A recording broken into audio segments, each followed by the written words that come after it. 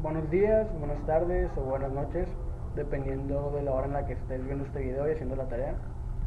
Espero que estés teniendo un buen día. Y al equipo de esta semana le tocó hablar de la planeación de una prueba objetiva informal. El equipo está conformado por Elena Carlón, Andrea Magdaleno, José Luis Miranda, Estefany Vega y yo, Ricardo Vega. El primer tema del que les vamos a hablar es de las diferencias entre estas pruebas. Para empezar, está la prueba objetiva tipificada y la prueba informal. La objetiva tipificada también se le conoce como prueba tradicional. Esta prueba evalúa conocimientos, capacidades, destrezas, aptitudes y actitudes y también rendimientos, entre otras cosas. No se aportan más que solo respuestas concretas. Esto quiere decir que solo hay una respuesta correcta y las demás están mal. Y algo que es esencial es que se basa en centenares de alumnos. ¿Qué quiere decir esto? Que la prueba se basa en un contexto social, en un contexto geográfico, regional y hasta cultural. Por otro lado, las pruebas informales permiten un seguimiento de algún tema en específico. Son realizadas con propósitos específicos relativos al curso y se aplica a un nivel salón o a un nivel escuela. ¿Por qué? Porque, por ejemplo, bueno, primero un ejemplo de una prueba objetiva es el examen de admisión a la UABC. ¿Por qué? Porque aplican muchísimas personas de muchísimas partes y la prueba se tiene que basar en su contexto, en, como ya les comenté, en cosas regionales, en culturales y en muchísimas otras cosas. Y las pruebas objetivas están realizadas por gente experta. Otro ejemplo que les puedo dar es el examen psicométrico, que igual se aplica en la UABC cuando quieres entrar. Porque el examen psicométrico quiere buscar algo en específico, que es qué tan bien o qué tan mal está psicológicamente. Y es elaborado por un grupo de expertos, quizá de pedagogos y de psicólogos. La prueba informal pues está basada nada más como en querer aprender algo o darle seguimiento a una cosa en particular. Por ejemplo, si en el salón de clases los alumnos están teniendo problemas para leer o para escribir, pues las pruebas se van a basar precisamente en eso, en leer, en escribir, para darle un seguimiento y eh, ver qué tanto han mejorado o qué tanto han empeorado. Es más para darle seguimiento y no tienen tanta validez. Las características de estas pruebas, pues de las objetivas, como les comento, las respuestas tienen que ser breves y concisas. No se deben de prestar ambigüedades. Tiene que ser una respuesta la que esté bien y la demás tiene que estar mal. Tienen una solución, como les comento, una solución correcta. Perdón, y las respuestas son cerradas, o sea, nada más para el estudiante, no tiene que escribir ni redactar, es nada más de señalamiento. Mientras que las pruebas informales son superficiales, no tienen tanta validez y son subjetivas. Nosotros como docentes aplicamos una mezcla de las dos. No podemos realizar ni una prueba tan objetiva ni una prueba tan informal. Se dice que utilizamos las dos porque a veces hacemos uso de, de este tipo de respuestas cerradas en la que nada más el alumno tiene que señalar. Pero por otro lado es informal porque solo lo estamos haciendo a un nivel salón, a un nivel escuela quizá, y es por eso que nosotros como docentes utilizamos esos tipos de pruebas, que es una prueba objetiva e informal. Pero como les comento, esas son las características básicamente. Una objetiva es un nivel grande, la informal es un nivel pequeño. En la informal se puede prestar a que haya confusiones o preguntas que estén aceptadas, que no sean como tan concisas como en la objetiva. En la informal tal vez puedas redactar tú mismo la respuesta y en la objetiva no. Básicamente esas son las diferencias que encontramos. Hola, mi nombre es Andrea Magdaleno y yo les voy a hablar sobre el inicio de la prueba objetivo informal. Esto más que nada es cómo vamos a iniciar a realizar este tipo de prueba. Para ello necesitamos contestar la siguiente pregunta. ¿Qué queremos lograr con ella? ¿Una evaluación diagnóstica, una evaluación formativa o una evaluación sumativa? Para eso es necesario irnos al siguiente punto que dice objetivo y contenidos. Bueno, para tener claros qué es el objetivo y los contenidos, es necesario contestar las siguientes dos preguntas que están ahí abajito. La primera dice, ¿para qué se aplicará la prueba? Esto es, ¿qué objetivo quiero que tenga la prueba que voy a realizar? La segunda pregunta es, ¿qué aprendizajes exploraremos con ella? Esto que tiene relevancia en qué contenidos voy a dar con este tipo de pruebas. Para eso les voy a explicar las diferencias entre la evaluación o las pruebas diagnósticas, formativas y sumativas.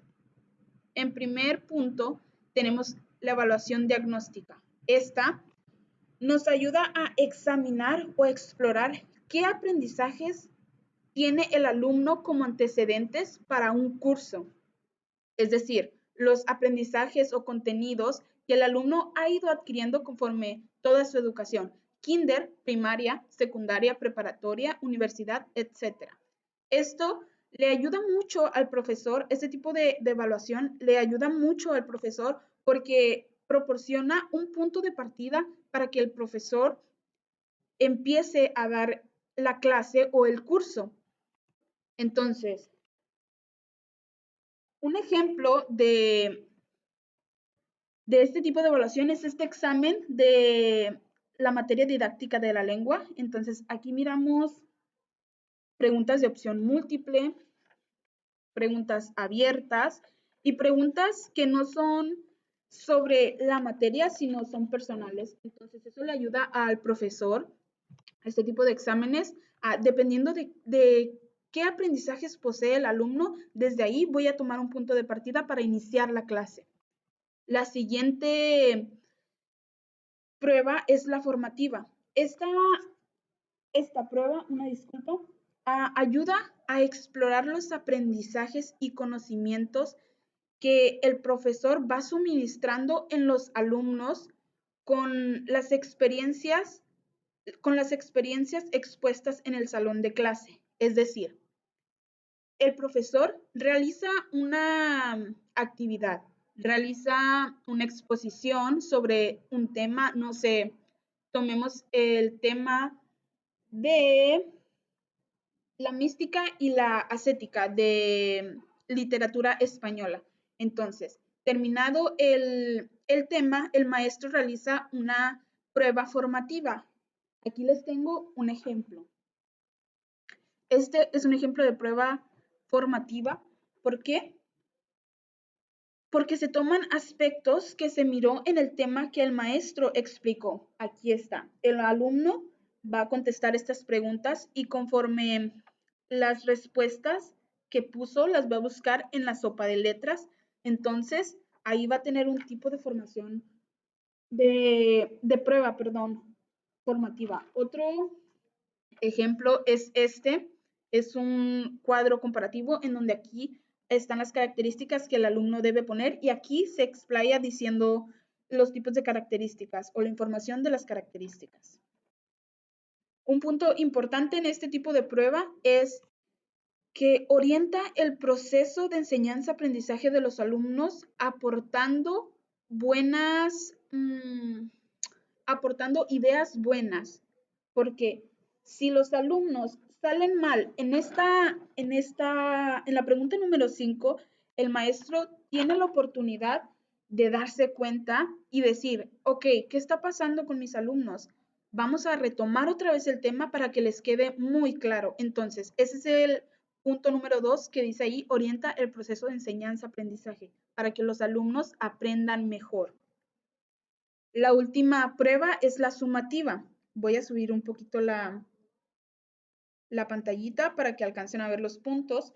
Bueno, la sumativa es la que usualmente se hace al final de un curso o de una unidad, como aquí lo conocemos como el parcial número 1, el parcial número 2, parcial número 3. Entonces, en la sumativa se explora el aprendizaje de todo un curso o la parte de un curso. O sea, como lo que les explicaba, el parcial número 1, número 2 y número 3. Entonces, es importante que en este tipo de pruebas se muestre una gran parte esencial y representativa de los contenidos que se vieron en el curso y sobre todo equilibrada. ¿Ok? Aquí les tengo un ejemplo de un examen. Este es de gramática estructural. Es una prueba sumativa. ¿Por qué? Aquí, como ven, hay preguntas de opción múltiple, preguntas abiertas. Entonces, ¿a qué me refiero yo cuando les digo a ustedes que debe estar equilibrado el contenido? Aquí se ve el contenido de orígenes o inicios de la gramática estructural.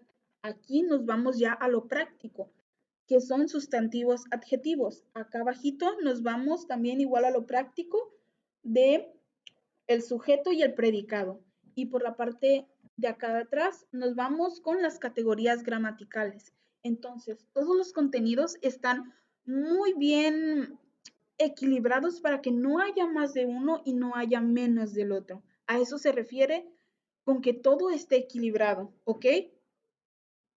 Esto es todo por mi parte. Espero que les haya quedado muy claro y seguimos. Saludos compañeros, mi nombre es Stephanie y continuaré con la presentación. Anteriormente mi compañera Andrea nos habló de los tipos de evaluación o pruebas dependiendo de su función.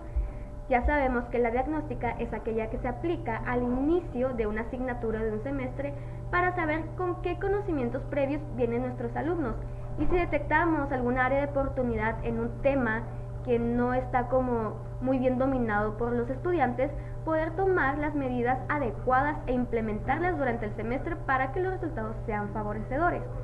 Posteriormente tenemos el formativo, que eso se da durante el proceso de aprendizaje, es decir, que este se enfoca en el proceso, no en el resultado. Y por último tenemos el sumativo, que es aquella que nos da un resultado, un número final. Y esta diferencia de la formativa es que se centra justamente en el resultado. Pero independientemente de la prueba que nosotros hayamos escogido e independientemente del propósito, una cosa que es fundamental es que los resultados que hayamos obtenido de algún examen, de alguna prueba o de alguna evaluación, es que los representemos de una manera esquemática. Es decir, que los resultados estén distribuidos de una manera que nos facilite a nosotros poder analizarlos.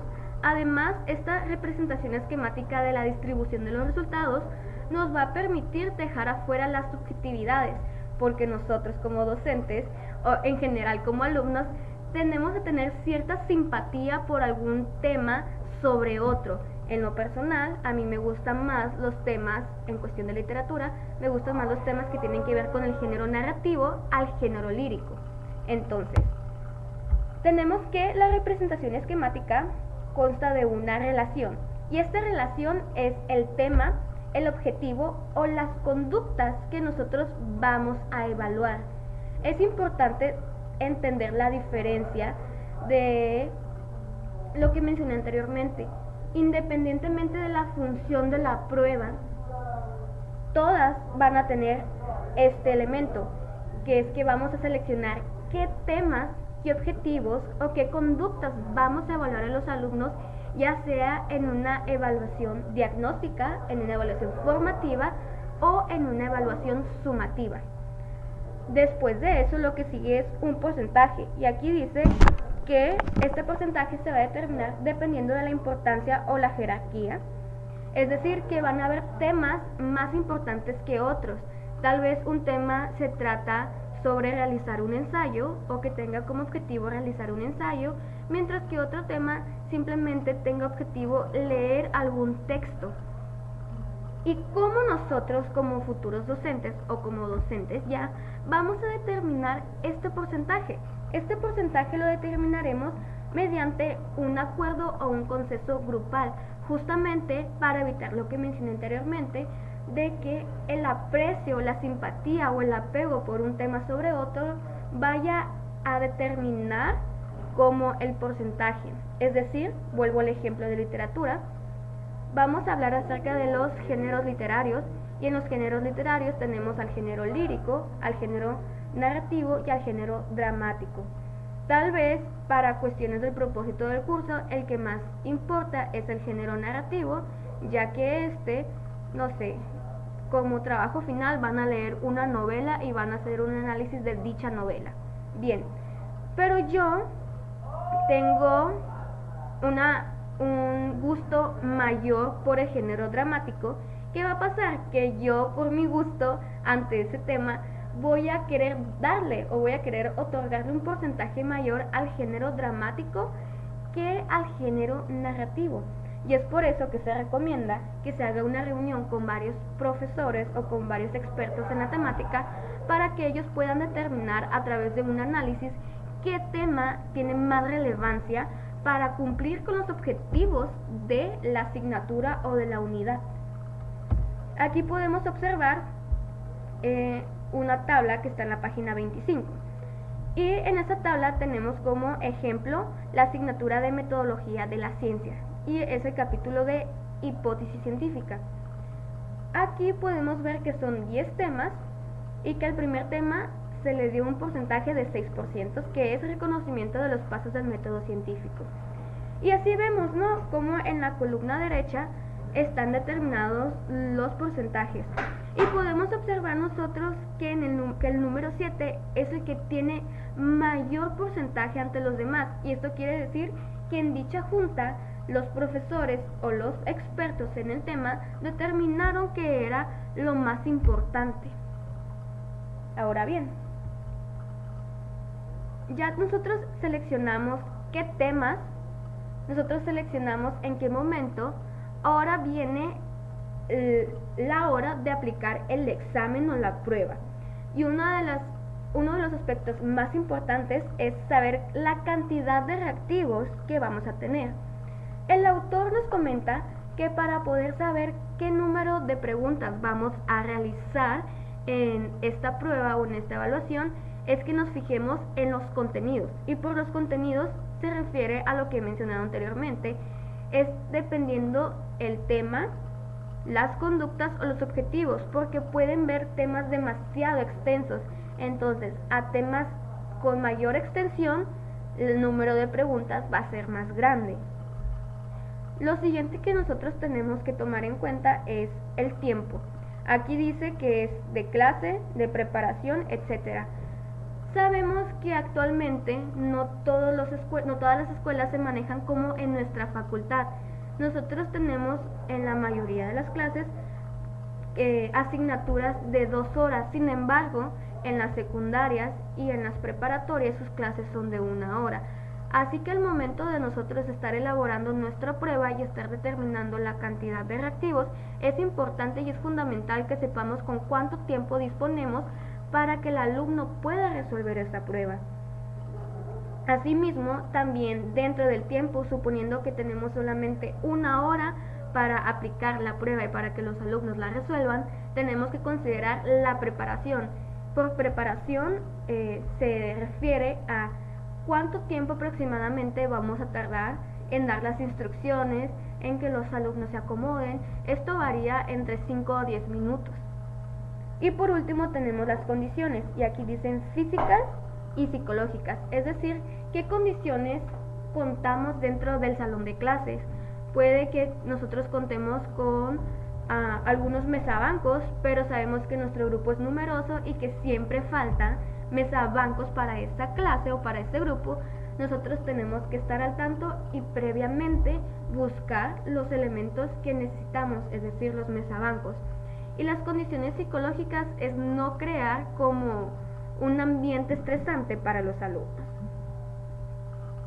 Bien, en el libro que estamos hablando de la tabla número 27, las traspasé para que sea más fácil la explicación. Nos comentan el ejemplo que son de 80 reactivos. Si bien nos dice que los reactivos total de la prueba son 80, no nos dicen cómo sacarlos. Para ello he diseñado una ecuación que no está en el libro para que sea más fácil comprender cómo nosotros al momento de la aplicación debemos sacar este número de reactivos. Entonces, tenemos aquí que la fórmula para saber qué cantidad de reactivos vamos a tener por tema es el número total de reactivos por peso relativo del tema entre peso relativo total del examen.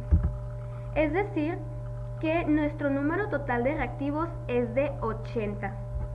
Y del primer tema, el peso relativo es 6%. Aquí es importante no confundirnos. Una cosa es el peso relativo total del examen, que es 100%, si nosotros le damos un peso de 100%, y otra cosa es el peso por tema. El peso por tema se refiere a qué porcentaje tiene el tema dentro de la totalidad del examen. Así que, si nosotros tenemos que, según el ejemplo, el número total de reactivos del examen, nosotros eso ya lo determinamos, es recomendable, a consejos de la profesora, que nosotros apliquemos 20 reactivos, más adelante lo veremos. Nosotros tenemos 80 reactivos total, es decir, que nuestro examen, al momento de elaborarlo, al final nos tiene que dar 80 reactivos. Y sabemos de antemano que el primer tema tiene un porcentaje relativo de 6%. Entonces nosotros lo que haremos será multiplicar 80, que es la cantidad total de reactivos, por el peso relativo del tema, o sea, individual, nos va a dar un total de 480. Y esos 480 los vamos a dividir entre el peso relativo del examen, a lo que nos va a dar 4.8. Y eso es lo que estaremos haciendo con cada uno de los temas. Como nosotros observamos, moveré aquí la pantalla. Se quedó en 4.8, pero es imposible que nosotros hagamos 4.8 preguntas. No podemos hacer 4, hacer otra pregunta y quitarle 2 palabras para que sean 4.8. Así que, como en las matemáticas, en los ejercicios matemáticos, los números que no sean enteros, arriba del punto 5 los vamos a redondear.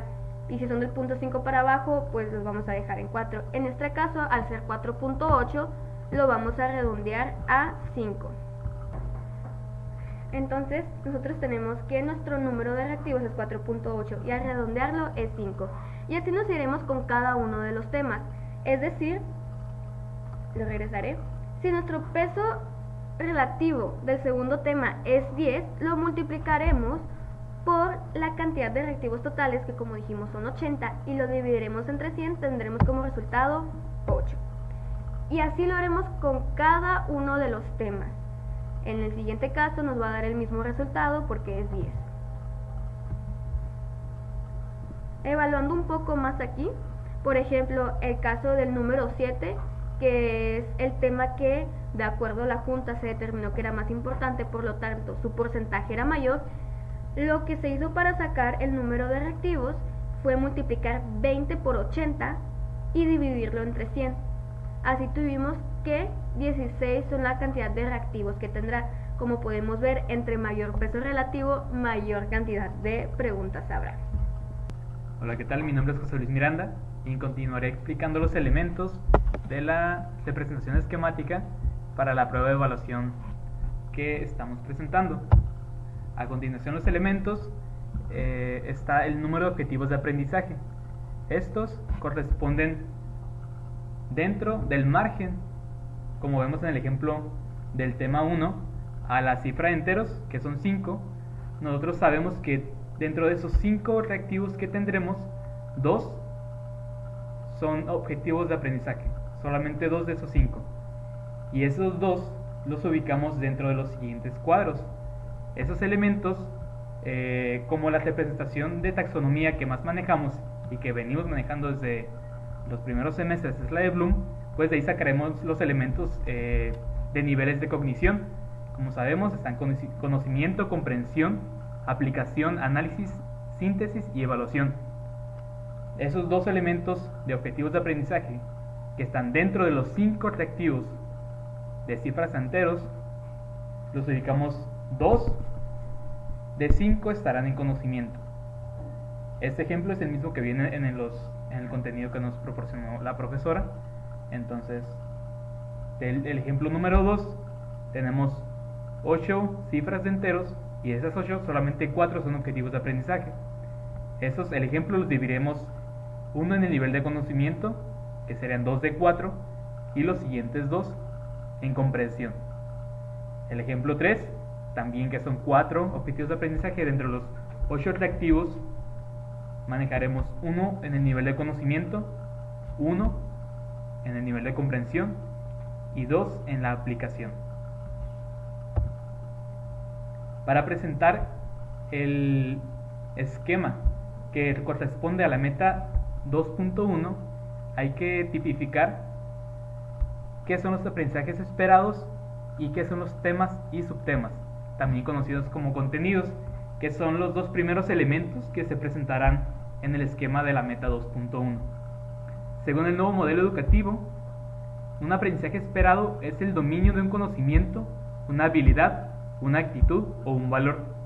También constituye el referente fundamental para la planeación y la evaluación en el aula. Estos elementos y conceptos que presenta el nuevo modelo educativo son a partir de la educación básica, a partir de secundaria solamente. En preparatoria toman otro nombre como competencias, incluso pueden manejarse dependiendo del autor en el que se basen las instituciones educativas. El nuevo modelo educativo lo determina como aprendizajes esperados. A diferencia de los temas y subtemas, también conocidos como contenidos, que son un conjunto de conocimientos científicos, habilidades, destrezas, actitudes y valores que deben aprender los educandos. En el primer punto, los aprendizajes esperados son proporcionados por la institución. La institución determina que el alumno, cuando entra, debe trabajar estos aprendizajes esperados. Los temas y subtemas son los medios en los cuales se va a mover el estudiante para llegar a esos aprendizajes esperados. Si yo quiero que el niño aprenda a hablar bien, vamos a hacer un ejemplo burdo, a través de un tema de español con una lectura de cuentos, ese podría ser un tema, el niño va a lograr ese aprendizaje esperado, esa competencia, dependiendo del contexto que manejemos en la institución. Entonces, la situación que esperamos a la que el niño llegue es a través de los temas y subtemas, también conocidos como contenidos. Presentaremos el ejemplo del esquema de la meta 2.1, que es la tabla de contenidos y especificaciones. En la parte superior, como pueden ver, está pues el margen de identificación, la institución y el nivel educativo, la asignatura y grado al que pertenece el modelo que estamos trabajando, los integrantes del equipo y la unidad o bloque. Aquí puede variar, por ejemplo nosotros que estamos trabajando a partir de secundaria. En secundaria no hay unidades, no hay bloques, sino estos modos de trabajo se trabaja a partir de proyectos. Entonces esos proyectos adquieren el nombre de práctica social del lenguaje. Lo que se busca, traduciéndolo tal vez, yo quiero que el niño haga un análisis de los medios de comunicación. ¿Cómo lo voy a hacer? A partir de ciertos aprendizajes esperados y contenidos, temas y subtemas. Es muy equitativo a una unidad bloque en preparatoria. Bajamos un poco para observar los ejemplos y tenemos de todo un proyecto el análisis de los medios de comunicación. El primer aprendizaje esperado que trabajaré es que el niño identifica en las notas informativas los hechos, sus protagonistas y dónde sucedió la noticia. ¿Cómo lo voy a hacer? ¿A través de qué? A través de la presentación de los elementos del periódico y de lectura de noticias. El segundo aprendizaje esperado: quiero que el niño identifique las fuentes de información y si la nota informativa está firmada por un reportero o proviene de una agencia de noticias. ¿Cómo y a través de qué lo voy a hacer? A través de la identificación de los elementos circunstanciales de la nota periodística. Y así podemos seguir manejando los ejemplos a partir del mismo proyecto, a partir de la misma unidad o bloque en preparatoria, pero trabajando a partir de los aprendizajes esperados. Teniendo estos aprendizajes esperados son a partir de los contenidos y el currículum que manejamos de la asignatura. Por ejemplo, tenemos nosotros la lengua materna español de primer grado, los contenidos del nuevo modelo educativo, y de ahí están los aprendizajes esperados. Esos no se pueden cambiar. En secundaria, en educación básica, se tiene la apertura en la que se dan orientaciones didácticas. Si tienen la oportunidad de checar el nuevo modelo educativo, en la parte superior viene la practicación del lenguaje, vienen los aprendizajes esperados, y en la parte inferior viene un apartado que dice orientaciones didácticas, y se te proporcionan ejemplos u orientaciones, tal cual como dice el título, para que vayas guiando los trabajos de ese proyecto. Son propuestas, no están totalmente definidos por las instituciones o por el marco del nuevo modelo educativo, así que el docente tiene esa apertura, pero en lo que no tiene tanta apertura es que tiene que abarcar todos los proyectos, que son alrededor de 14 proyectos por ciclo escolar, por todo el año escolar. Entonces tiene que dosificarse en todo el año y saber cuántas sesiones se le va a corresponder a cada proyecto, tomando en cuenta su complejidad, el grado de los niños, trabas que pueda tener, y así con cada proyecto saber dosificar las horas clase. Complementando esta planeación, viene el peso relativo, lo que ya había explicado mi compañera, y el número de reactivos, realizando esa operación matemática en la que se obtienen a partir de la importancia que el docente le da a cada aprendizaje esperado. Por ejemplo, nos vamos al aprendizaje esperado de reconstruir la secuencia de hechos y compara el tiempo y el espacio en que sucede la noticia.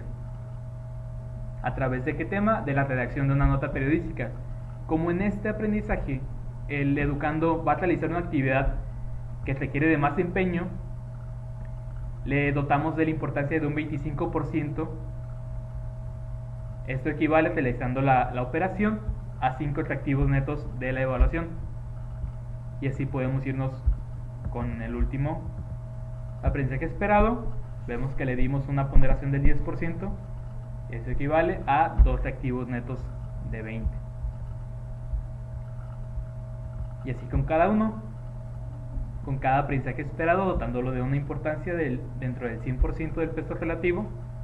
Operación matemática para obtener el número de reactivos netos, y ubicamos esos reactivos dentro de la escala de taxonomía de Bloom que vamos a seguir manejando, dentro de conocimiento, comprensión, aplicación, análisis, síntesis y o evaluación, ubicándolos dentro de los niveles que nosotros hayamos visto a partir del trabajo de los alumnos.